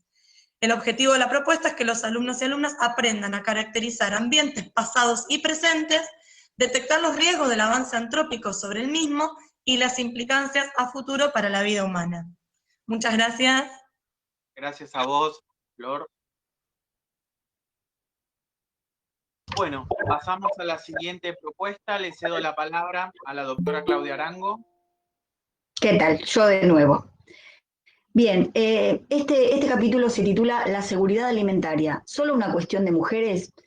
Y la verdad que esta propuesta surgió después de la lectura de un documento de la Organización de las Naciones Unidas, cuando se reunió con con representantes de los países que la integran, allá por el 2015, pensando en la Agenda 2030, y de esa reunión surgieron 17 objetivos de desarrollo sostenible. Al leer los objetivos me encuentro con que el cuarto objetivo es la educación inclusiva y de calidad, y el quinto objetivo la igualdad de géneros. La verdad, ambos objetivos sumamente importantes para realmente generar un cambio en las sociedades de los países, estén o no involucrados en la Organización de las Naciones Unidas. Pero cuando uno lee el documento se encuentra con frases como las que están ahí en el redondel, que dice que las mujeres y las niñas puedan gozar de los mismos derechos y las mismas oportunidades que sus pares varones. Está bien, el objetivo es interesante, pero nuevamente puesta esta mirada sobre los géneros en la cuestión femenina y en las niñas. ¿Qué pasa con las otras minorías que quedan invisibilizadas ante nada más y nada menos que los objetivos de desarrollo sostenible? Estas cosas son las que hay que poner a debate en los salones de clase. Por ejemplo, esta unidad, este proyecto, esta propuesta, se puede trabajar tanto en los institutos de formación docente como en cuarto, quinto y sexto año de la escuela secundaria, en materias como geografía, salud y adolescencia, biología, derecho, trabajo y ciudadanía, proyecto de investigación de sexto año. Digo, la propuesta es múltiple. Y tal vez se preguntarán por qué puse ahí la figura del mono del Rey León. Tenía una frase muy interesante que decía ver más allá de lo que se ve. Es poder permitir a nuestro estudiantado que puedan realmente encontrar en la letra escrita, sobre todo de las políticas públicas y de estos documentos oficiales que parecen incuestionables, un montón de sesgos de género y de inclusión que en realidad lo que a veces dejan ver que la intención, esto es absolutamente personal, que la intención tal vez no es tan clara como la letra escrita parece hacerlo notar. Pasamos a la otra. Bien, leyendo más documentos, por ejemplo, de la FAO, que es dentro de la Organización de Naciones Unidas, el organismo que se ocupa de la producción de alimentos, nos encontramos con una frase también hablando de estos objetivos de desarrollo sostenible, que decía que existe una estrecha relación entre los mayores niveles de desigualdad de género y la inseguridad alimentaria, la malnutrición y otras deficiencias de nutrientes. Las soluciones que en apariencia son propuestas por las políticas públicas no alcanzan efectivamente a las mujeres y niñas, nuevamente dejando la cuestión de género, que realmente es un tema que está en el tapete y que debe estar en todas las agendas de todos los países, pero cuidado que a veces se lo toma de una manera muy liviana y solo se hace una vieja interpretación del tema, que es pensar solamente en las mujeres, nuevamente quedando otras comunidades y otras minorías por fuera. En cuanto a las actividades, la propuesta va desde analizar fragmentos ya sea de estos documentos, de legislaciones vigentes, hasta de la propia ley de educación y de la ley ESI, analizar videos, reflexionar en grupo, exponer ideas. Fíjense que otro documento de la Bridge que habla del género y la seguridad alimentaria, de la seguridad alimentaria, hacia una seguridad alimentaria y nutricional con justicia de género.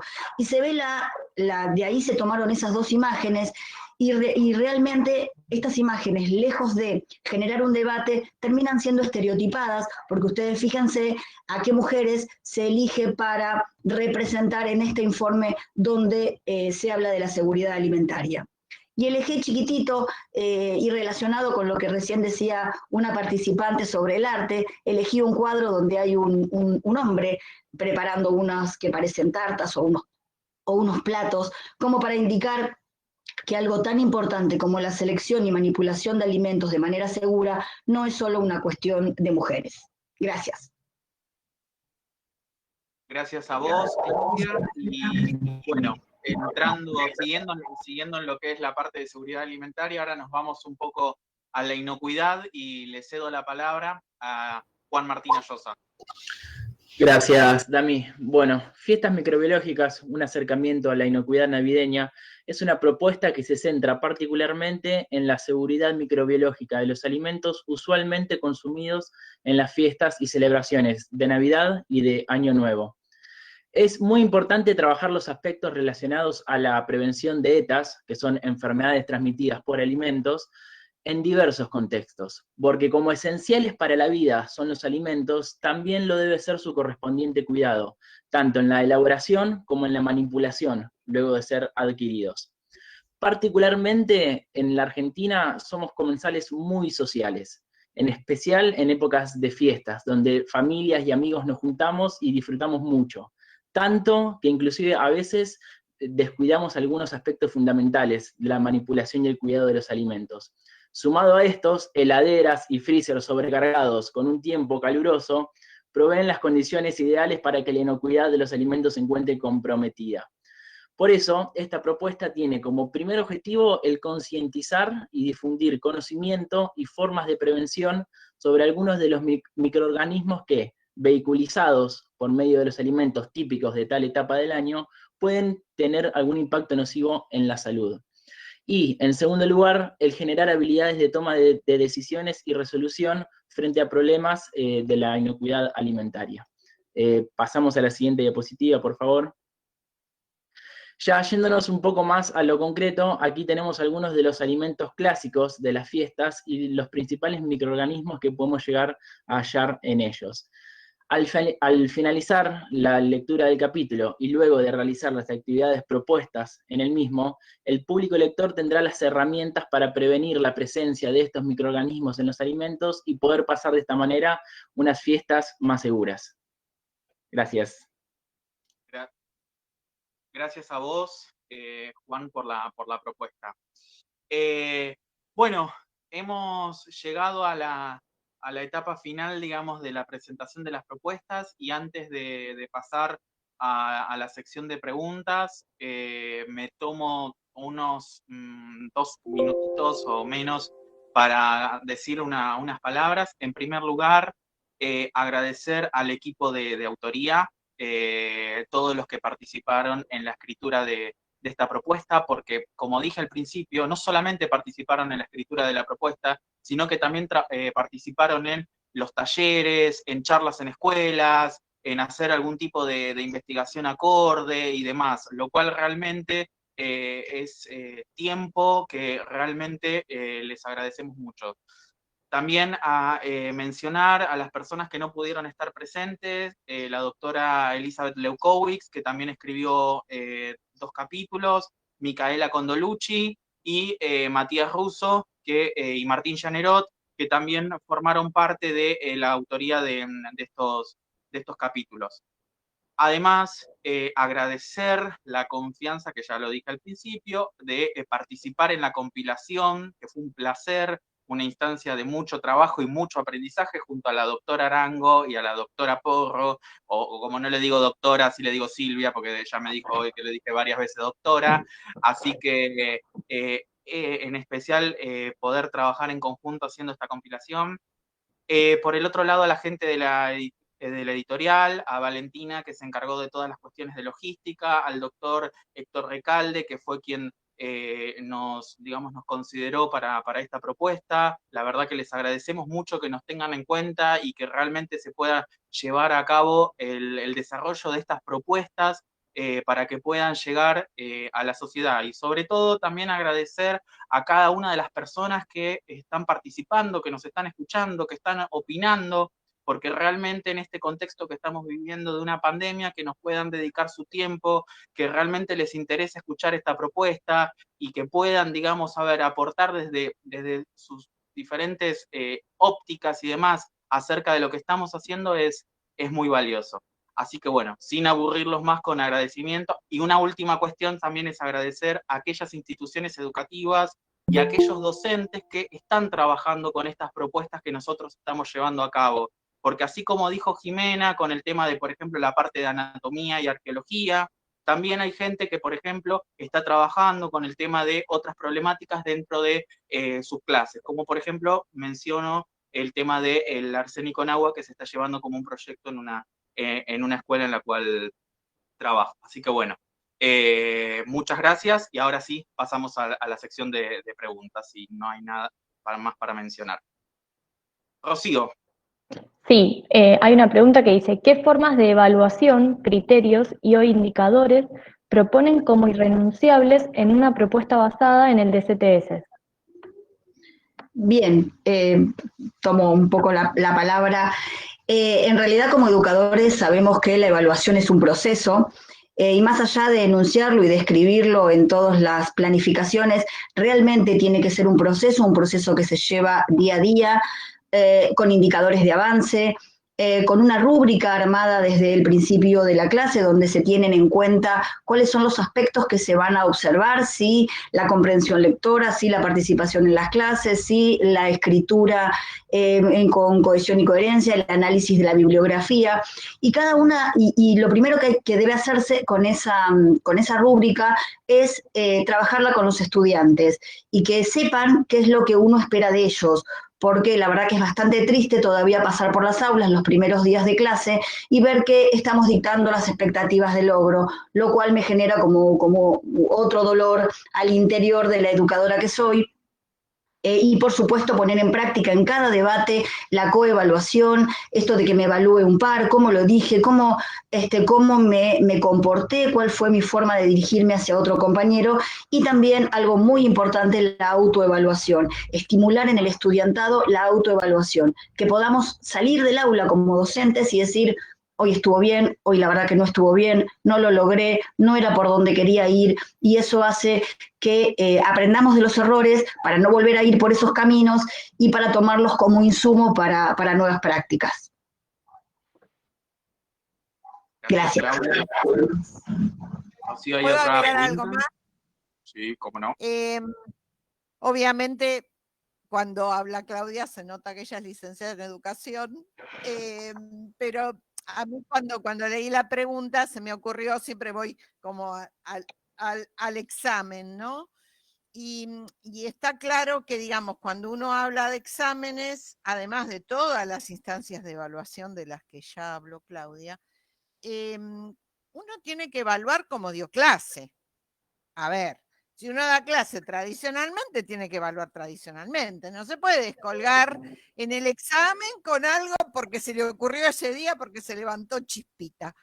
Entonces, por ejemplo, si uno realmente utiliza el enfoque CTS para dar clase, utiliza nuestro libro,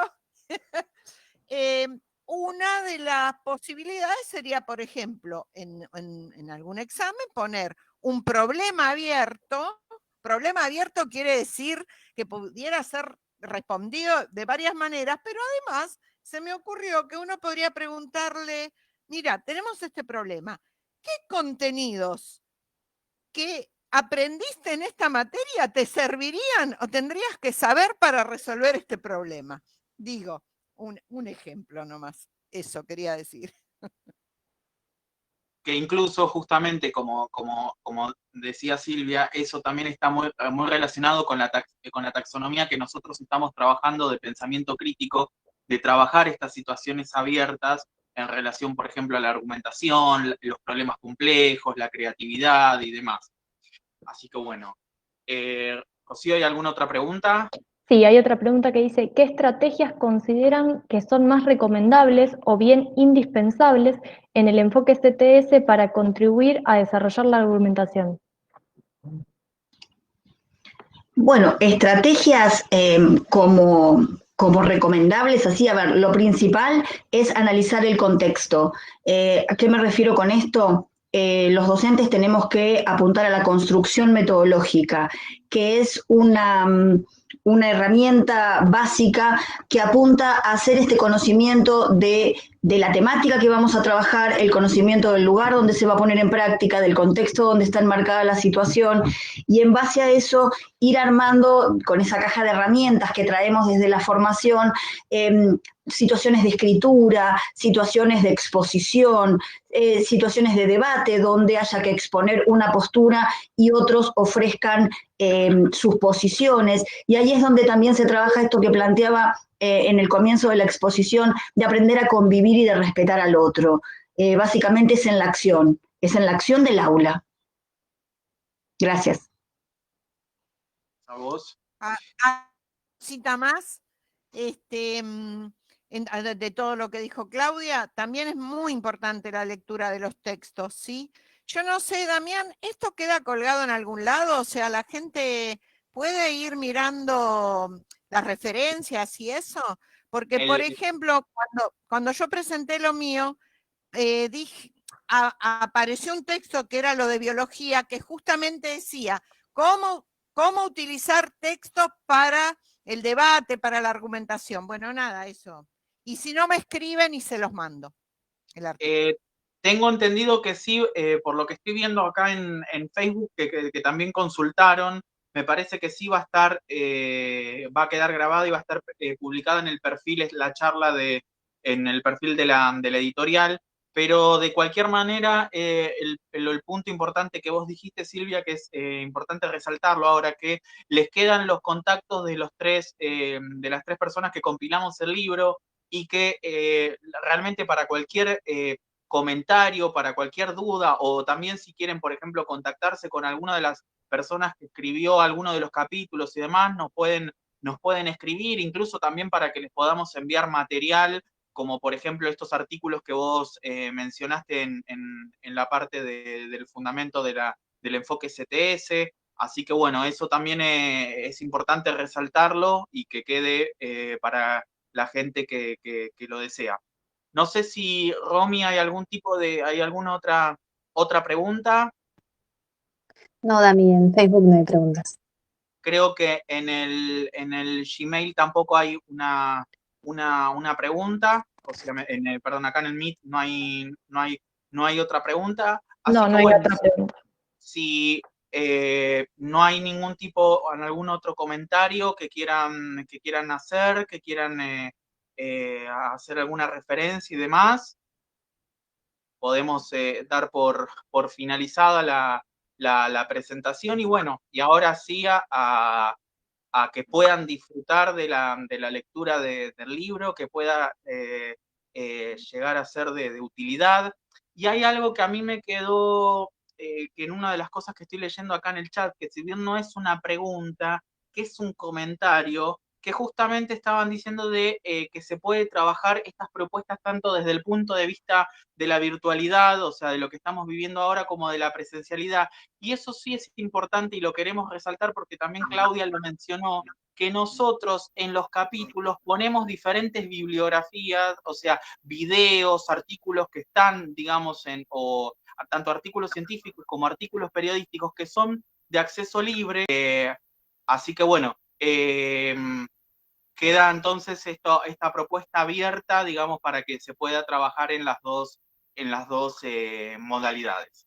Así que bueno, si no hay algo más que quieran mencionar, Claudia, Silvia o alguna de las personas de la autoría. Solo dar las gracias, realmente infinitamente gracias por estar del otro lado. Igual, gracias a todas, todes, todos. Besos. Así que bueno, sin dar más vueltas en el asunto, espero que puedan disfrutar de las propuestas y damos por finalizada la clase abierta. Espero que les haya gustado y que puedan disfrutar y utilizar estas herramientas.